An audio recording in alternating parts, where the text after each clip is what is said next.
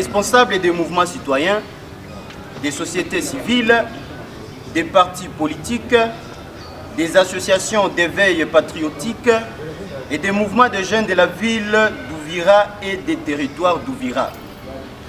Saluons et félicitons la bravoure et la détermination des députés provinciaux du Sud Kivu qui ont voté la motion de censure à l'unanimité contre le gouvernement Ngwabi Djedé le 24 novembre 2022. Nous remercions ensuite son Excellence Monsieur le Président de la République Félix-Antoine Tshisekedi Tshilombo, garant du bon fonctionnement des institutions et de la cohésion nationale pour le rôle qu'il a joué en vue de l'effectivité de cette motion. Par la même occasion, nous saluons également l'exfiltration de M. Daniel Asselo Ankoui du gouvernement Sama Lukonde II. M. Asselo, le vice-premier ministre et ministre de l'Intérieur, s'est ostensiblement illustré par des actes de déstabilisation des institutions provinciales et de mépris à l'égard de la population du Sud Kivu en soutenant mordicus, un gouverneur honni par le peuple et désavoué par l'organe dont il est pourtant l'émanation.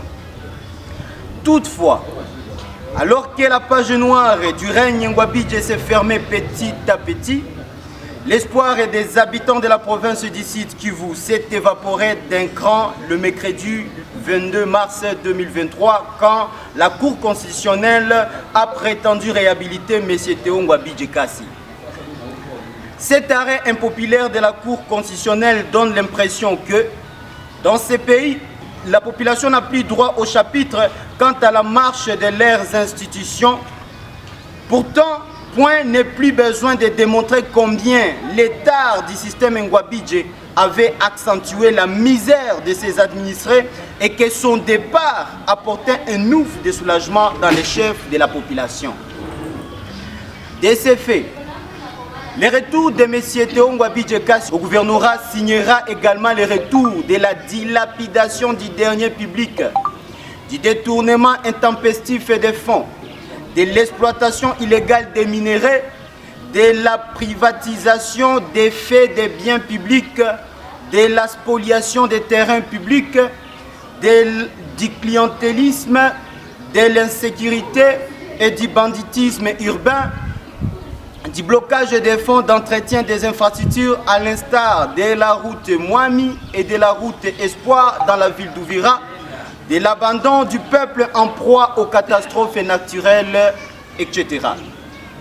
Pour ce faire, nous refusons d'être sacrifiés sur l'autel de manœuvres occultes et égoïstes qui maintiendraient M. Théo Ngwabi Djedé au gouvernorat et que seuls ses protecteurs sauraient expliquer les bien fondés.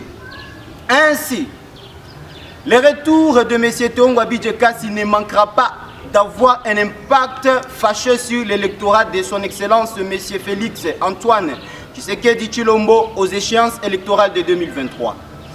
Parce que la population du Sud Kivu sera obligée de prendre ses responsabilités en main en réalisant des actions citoyennes ininterrompues. Nous en avons assez et nous ne sommes pas obligés de vivre dans la médiocrité. Que vive la démocratie, que vive la bonne gouvernance, fête à Ouvira le 30 mars 2023. Nous vous remercions.